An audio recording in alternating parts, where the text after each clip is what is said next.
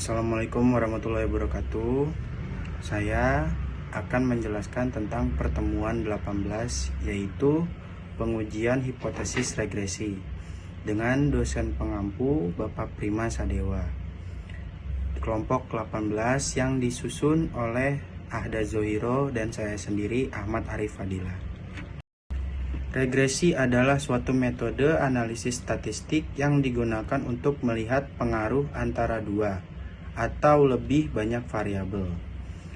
Hubungan variabel tersebut bersifat fungsional yang diwujudkan dalam suatu model matematis. Pada analisis regresi, variabel dibedakan menjadi dua bagian, yaitu variabel respons atau response variable, atau biasa disebut juga variabel bergantung atau dependent variable, dan variabel explanatory atau biasa disebut penduga, prediktor variabel, atau disebut juga variabel bebas, independent variable.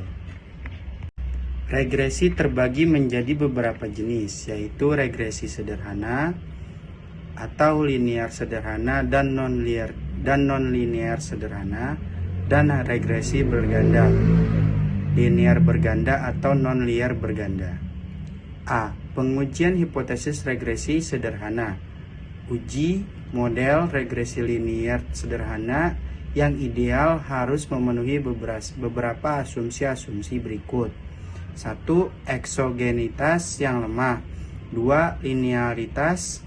3. Variance error yang konstan. 4. Autokorelasi atau data time series.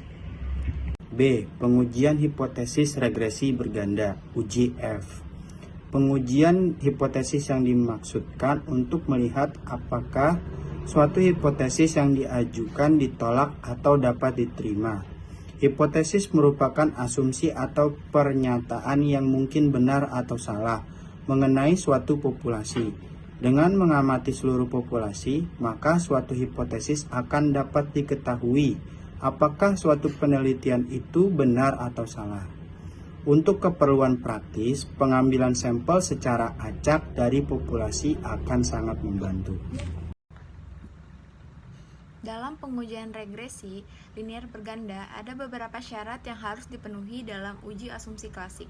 Antara lain, yang pertama uji normalitas, yang kedua uji multikolinearitas, yang ketiga uji heterokedastisitas, yang keempat uji autokorelasi. Tahap-tahap untuk melakukan uji F adalah sebagai berikut. 1. Merumuskan hipotesis HO tidak ada pengaruh secara signifikan antara PER dan ROI secara bersama-sama terhadap harga saham. HA adalah pengaruh secara signifikan antara PER dan ROI secara bersama-sama terhadap harga saham. 2. Menentukan tingkat signifikasi menggunakan alfa sama dengan 5%. Signifikasi 5% atau 0,05 adalah ukuran standar yang sering digunakan dalam penelitian. 3. Menentukan F hitung berdasarkan tabel diperoleh F hitung sebesar 25,465. 4. Menentukan F table dengan menggunakan tingkat keyakinan 95%, alfa 5%, df 1 jumlah variabel minus 1 sama dengan 2 dan df 2, m diambil k diambil 1 atau 18 diambil 2 diambil 1 sama dengan 15. Buka kurung, n adalah jumlah kasus dan k adalah jumlah variabel independen, tutup kurung. Hasil diperoleh untuk F table sebesar 3,683. Lihat pada lampiran atau dapat dicari di Excel dengan cara pada sel kosong ketik fin buka kurung 0,05,2,15 tutup kurung lalu enter. 5.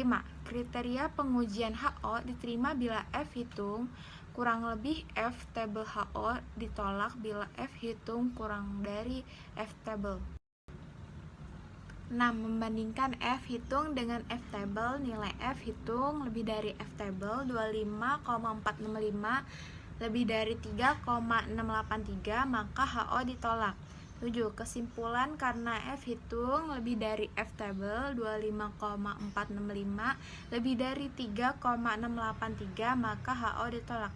Artinya ada pengaruh secara signifikan antara fresh earning ratio per dan return on investment ROI secara bersama-sama terhadap harga saham. Oleh karena itu dapat disimpulkan bahwa PER dan ROI secara bersama-sama berpengaruh terhadap harga saham pada perusahaan di BEJ.